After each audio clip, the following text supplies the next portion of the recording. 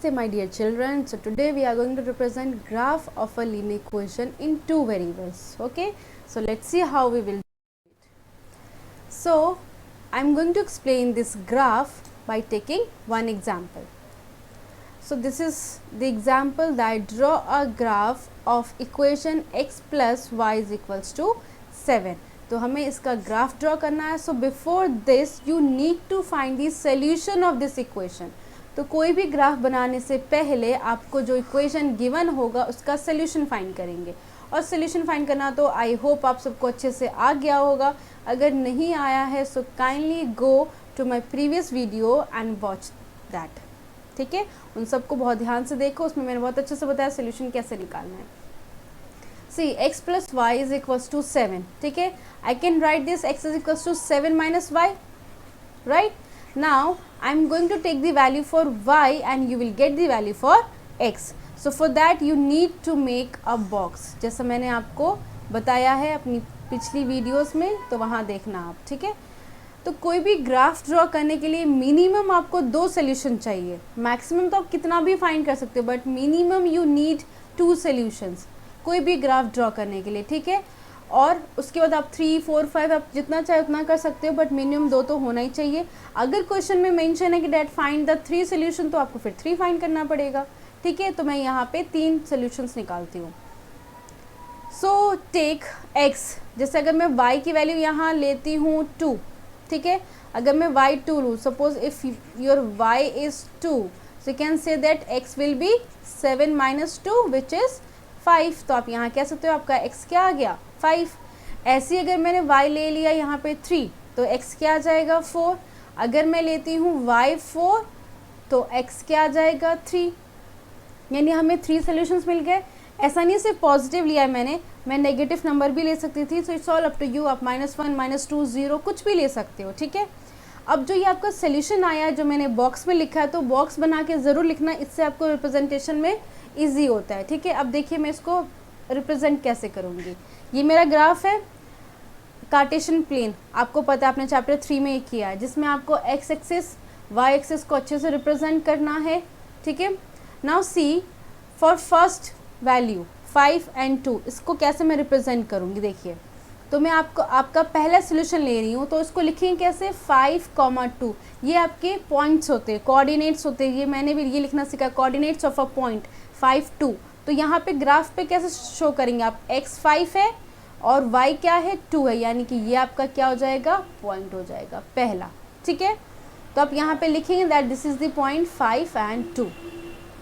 Second point क्या है 4, 3. तो इसको कैसे रिप्रेजेंट करेंगे आप, x is 4 and y is 3. तो ये आ गया पॉइंट. तो यहाँ पे आप इसको डॉट रिप्रेजेंट करके you can write it, this is the point 4, 3. Now the last one is 3, 4 means x is 3 and y is 4. तो आप इसको ऐसे रिप्रेजेंट करके you can write it here 3 and 4. अब आपको क्या करना है, you have to join these points. इन सारे पॉइंट्स को ज्वाइन करना है by using a scale. Scale यहाँ रख के आप क्या करेंगे, इन सारे पॉइंट्स को एक लाइन में ज्वाइन कर देंगे, और जो ये आपकी लाइन आएगी, this line is the equation x plus y is equals to 7. इस इक्वेशन की ये लाइन है, स्ट्रेट लाइन. मीन्स लीनियर का मतलब मैंने आपको बताया था लाइन, तो आपकी इसमें जो ग्राफ फॉर्म में जो लाइन आएगी वो स्ट्रेट ही होगी. ठीक है, तो ये लीनियर इक्वेशन की लाइन है. कौन सी इक्वेशन की, ये जो हमें क्वेश्चन में गिवन है. और ये जो सारे क्या है, ये सारे इसके सॉल्यूशंस हैं. और इसमें जो भी पॉइंटर्स, जैसे देखो ये लाइन यहाँ पे कटी है, तो जो ग्राफ में और भी पॉइंटर्स कटेंगे मीन्स उस लाइन पे जितने कोऑर्डिनेट्स होंगे वो सारे इसके सॉल्यूशंस होंगे. अगर आप चेक भी कर, जैसे देखो यहाँ पे 2 है और ये 5 है, आप यहाँ पे चेक कर सकते हो. अगर आपने यहाँ पे y 5 लिया तो देखो x आपका 2 आ जाएगा.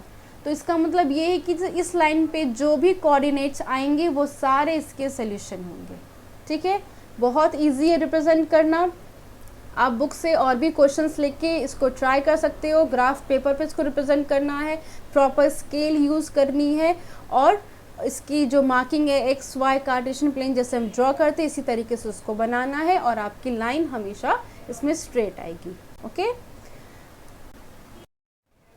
now see this example. Given the point, this point is given, and find the equation of a line.